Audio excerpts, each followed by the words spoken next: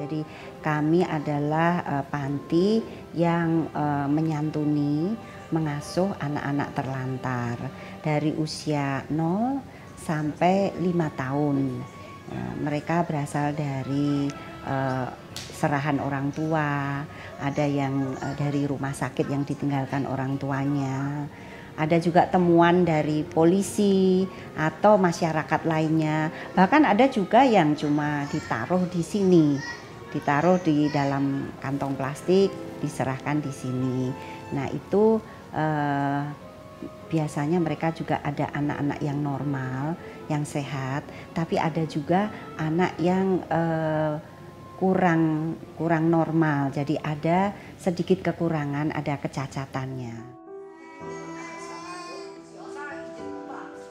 Bukan keinginan anak-anak ini lahir, tapi yang pasti orang tua tidak menginginkan mereka.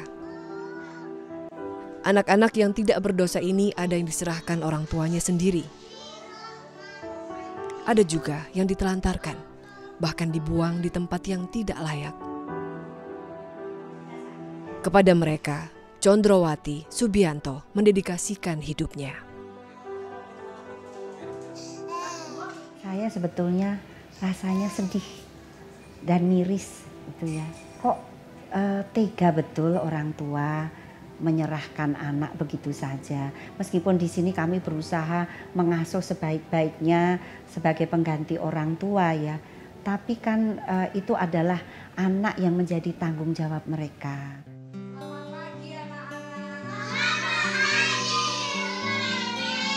Semua anak termasuk yang berkebutuhan khusus mendapat perlakuan bak anak sendiri. Mendapat kasih sayang, kebutuhan fisik, hingga pendidikan.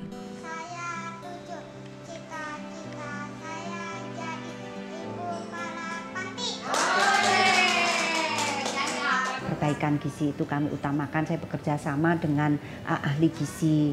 Kemudian untuk rehabilitasi fisiknya, kita usahakan dengan fisioterapi atau speech therapy kalau yang delay untuk bicara, juga yang motoriknya terganggu itu kita usahakan dengan okupasi terapi, dengan bimbingan psikolog juga. Jadi secara psikologis maupun fisik kita berusaha anak ini agar optimal, kita menggali potensi mereka gitu ya.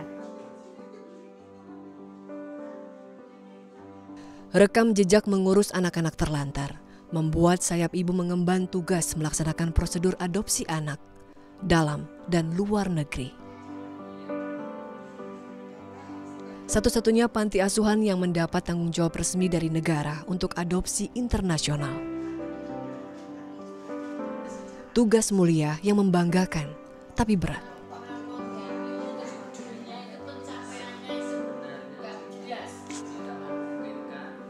Satu sisi ini Sayap Ibu hanya melihat dari kepentingan anak, ya. Jadi anak ini benar-benar harus ditolong.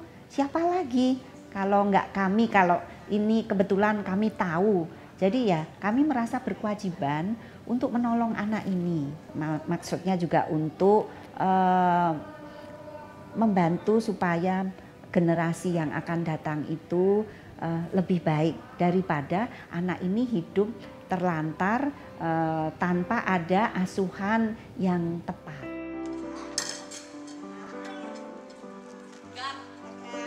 Keluarga. Ati ingin semua anak merasakan kehangatan seperti di dalam keluarga. Untuk itu, Ati tidak sembarangan memilih pengasuh untuk tunas-tunas bangsa ini. Dalam asuhannya memang tidak seperti dalam keluarga. Tapi pengasuh-pengasuh ini juga kita bekali. Karena mereka adalah pengganti ibu bagi anak-anak. Jadi mereka bekerja harus dengan hati. Harus mempunyai rasa kasih sayang gitu. Ada passionnya terhadap anak-anak gitu ya.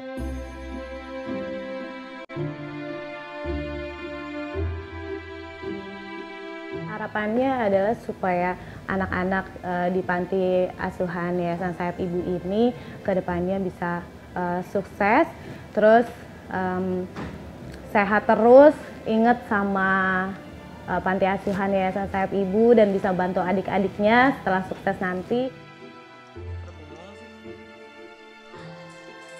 Mengurus satu anak saja membutuhkan biaya yang tidak sedikit, apalagi mengurus puluhan anak. Baju, popok, makanan sehat, biaya pendidikan hingga kesehatan. Ati berupaya penuh agar sayap ibu tidak pernah kehilangan simpati. Jangan sampai anak-anak tidak terpenuhi haknya.